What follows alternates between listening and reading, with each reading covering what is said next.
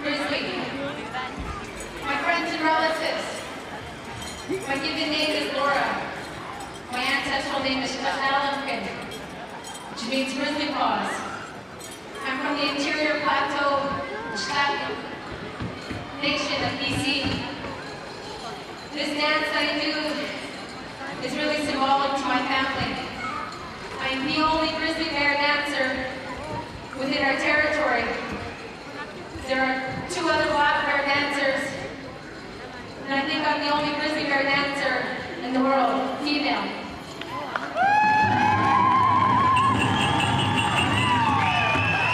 I've danced in many countries, from New Zealand to Hawaii, to Chile, Arica, New Mexico, and I've been now starting to share a little bit more about our traditions with the people, with all people.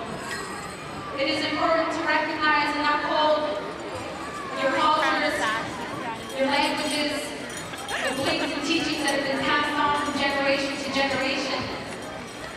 Within our community, within our nation, we all know that the powwow was something that was introduced to our people.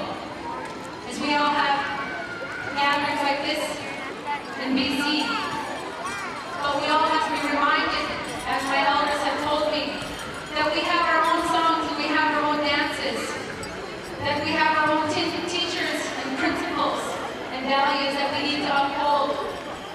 We are competing with this mainstream society of Eurocentric values, material wealth, and so forth. We're competing with technology, games, television, movies, and so forth, with our children. We struggle as Indigenous peoples to keep our traditions alive. Our languages are dying, they're critically endangered. My language is critically endangered. So with the dance, it's a metaphor of who we are as a people.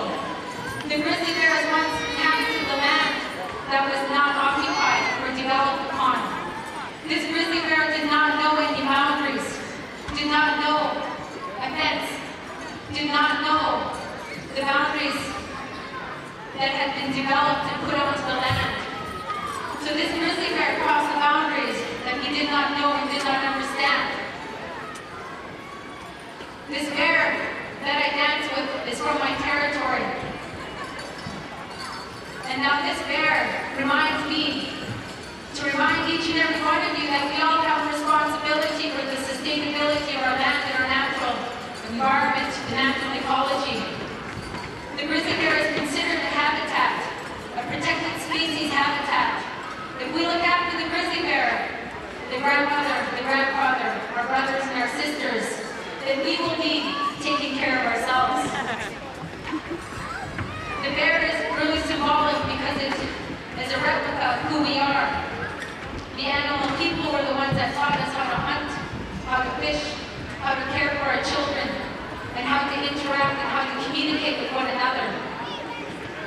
So today, I travel and I take my bear out of our territory to share a little bit with you about who we are as people, to let you know that we are unique, that we are authentic, that we do too have values and customs and traditions that can uplift your spirit and uplift your hearts. The bear is a healer, a protector, a guardian, something with power, but yet to be discernment, to be careful, to be humble. To remind us to be compassionate, to remind us to be humble and kind to our elders, but also to nurture our children, but to also bridge the gap between our youth and our elderly. I've only touched your hearts and your spirits because that's just a part of who I am. I am you and you are me. I am no better than you and you are no better than me. There is only one race, and that's the human race. We are all people of the land, and nobody, I believe, wants suffering for anybody else. So my job here for you was just to share with you and to bless you with a little bit of just a baby. I am just an infant. I am still learning. I thank you.